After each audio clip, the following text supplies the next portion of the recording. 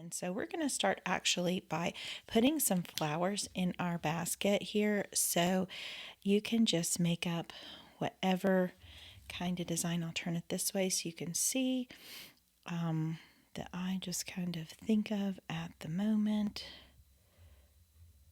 And put a little leaf here.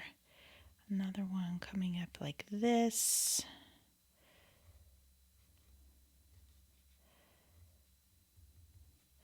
And I'm using the Micron pen because I can paint over this and it is waterproof. And on my little example, I have a flower coming down like this. All right, now in my basket, I'm going to just put some leaves over here, and then I've got one of these guys over here, and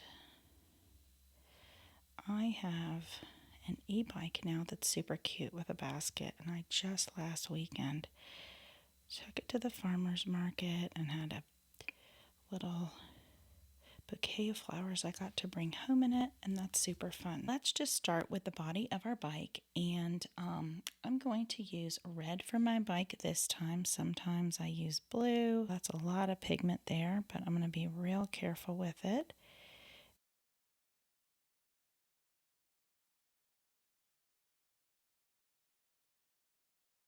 So we're following this line, obviously, as careful as we can. If you go outside the line, just imagine the line was not there and it's fine.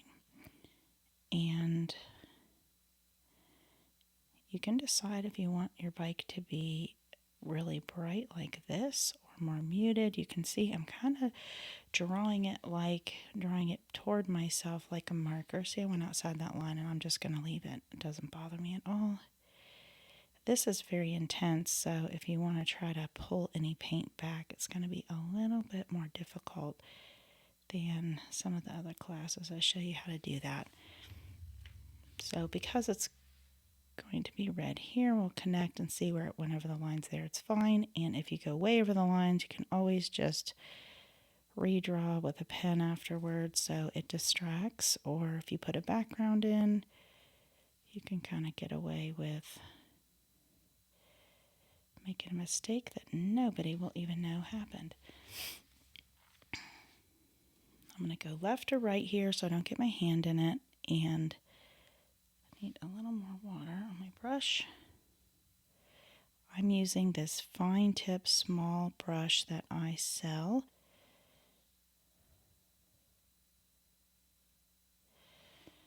Now I will move over here,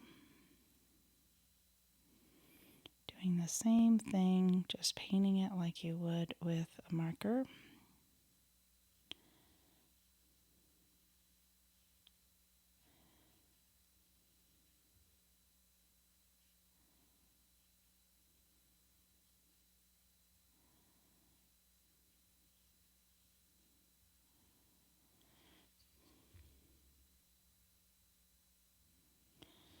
So I found this illustration as a clip art that was free to use, and then kind of added this basket and things into it because I was not able to paint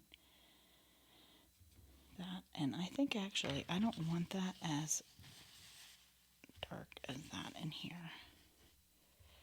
So I'm going to go back over that line around there, a little bit pushing some of that paint in, and just leave that faded in the middle like that so it has more contrast. Okay, we'll come in here and get this last little bit.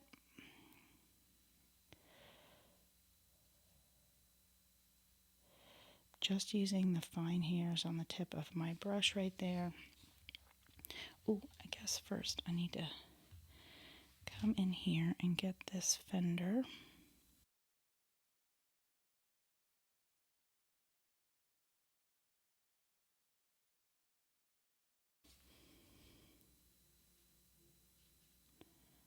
I'm going to come in here and do this and kind of add a little bit of painterly detail, leaving some white of the paper here, like so, and we may change that up a little bit in a bit. And if that red is dry, I can go next to it. Just be careful. Kind of bled into that a little, and that's okay with me. And I've got a couple other places that might be a silver or gray color. I'm going to put those in now.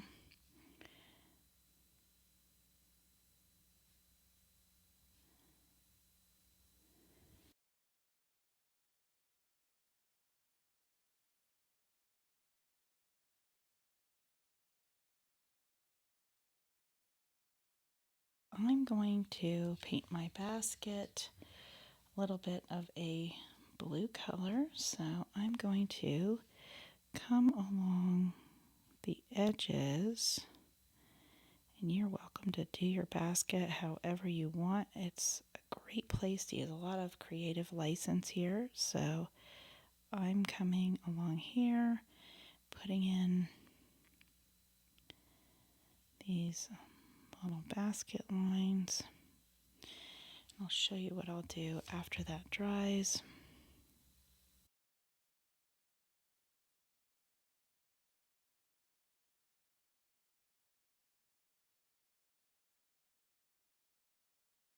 Now I'll show you what I was going to do with our basket. Take a clear brush and just lightly blend across like that, and it kind of gives a fun texture there. I waited till it was dry, so some of it will stay put and some of it will blend, just like so.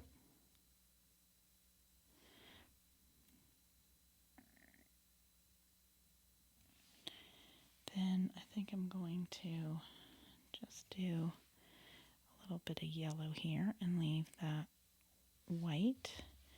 Put in some green, these stems, and maybe I'll do a little bit of black center there. That's cute.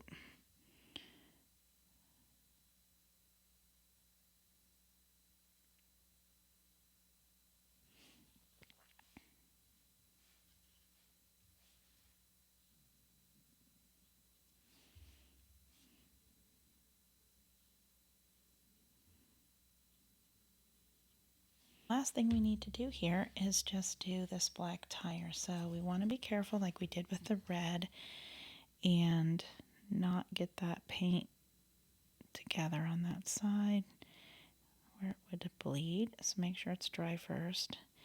And although this is a little bit more like using a coloring book in a way versus watercoloring, it's got this nice watercolor texture. And it's so super fun. If you've got a frame at home for 5x7, you can just pop this in when it's 4th of July, if you have a side table or a little shelf, and then you can just pop in stuff for every season. I've got a seasons book, which you may have found this motif in, and those cut down to 5x7 and quite easily right at that binding edge. And then you can just pop them in a frame throughout the year, kind of like those flags you put out front. There's Christmas ones in there, or any of my motifs that are in any of my books. The beach ones will be fun for the summer. And then you can just swap them out. So I just have several kind of one behind the other in the frame and keep them together like that.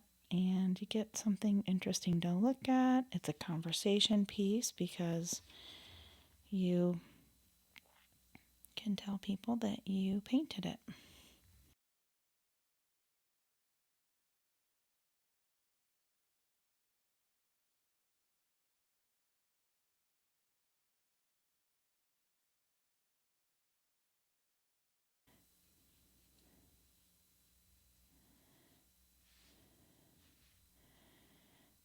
these little kits and brushes. You can travel, so that's really fun. Let me get some gray in this little area like this, and I'll put the petal here.